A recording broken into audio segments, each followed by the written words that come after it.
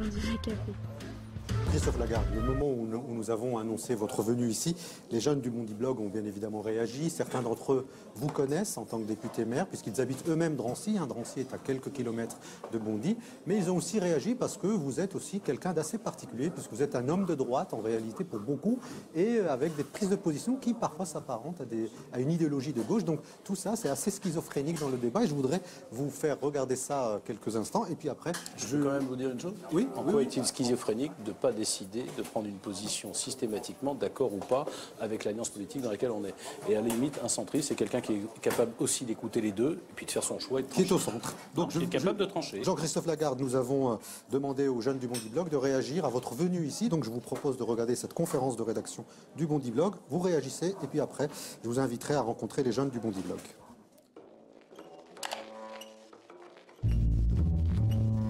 On reçoit Jean-Christophe Lagarde, député maire de Drancy et secrétaire général de l'UDI.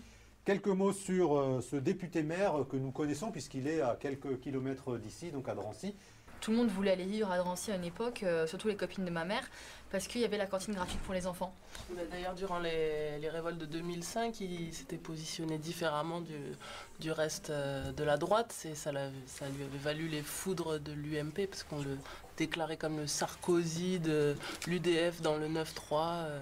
Et donc il a su se positionner aussi en faveur des banlieues à un moment où on aurait pu considérer que la droite se serait positionnée différemment. Là où Jean-Christophe Lagarde a quand même été au centre de l'attention, ça a été avec l'affaire Chelgoumi, quand en 2009, si mes souvenirs sont bons, il y a eu Hassan Chelgoumi a été contesté dans la mosquée de Drancy.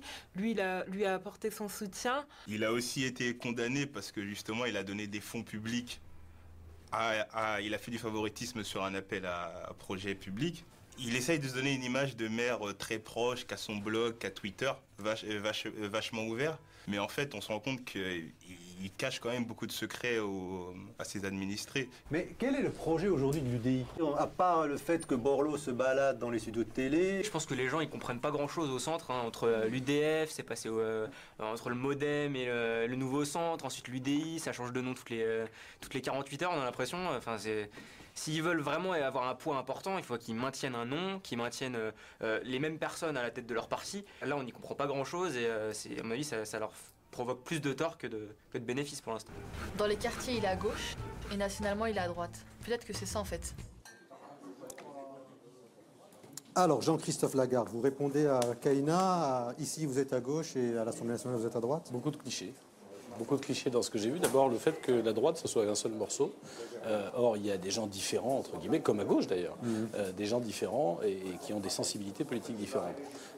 Ensuite, sur l'action municipale, à Drancy, j'ai pas le sentiment que la population ait la même image. Comment se fait-il qu'on puisse être maire élu au premier tour à quasiment 70%? Je suis pas le mieux placé pour le dire, mais je pense qu'on a essayé de bosser à un redressement d'une ville qui était en train de s'effondrer, de se ghettoiser, comme malheureusement beaucoup de villes. Après 70 ans de communisme, en gros. Oui, comme malheureusement beaucoup de villes autour de nous. Mais au niveau du centre droit, est-ce que vous ne vous sentez pas finalement seul ici en Seine-Saint-Denis?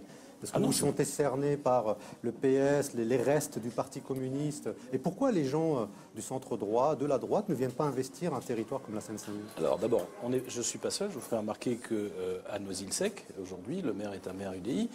Qu'à Épinay, Hervé Chevreau n'est pas UDI, mais il est très proche de nous.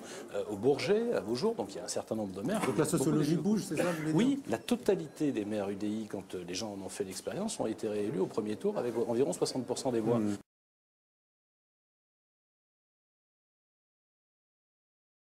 Oui,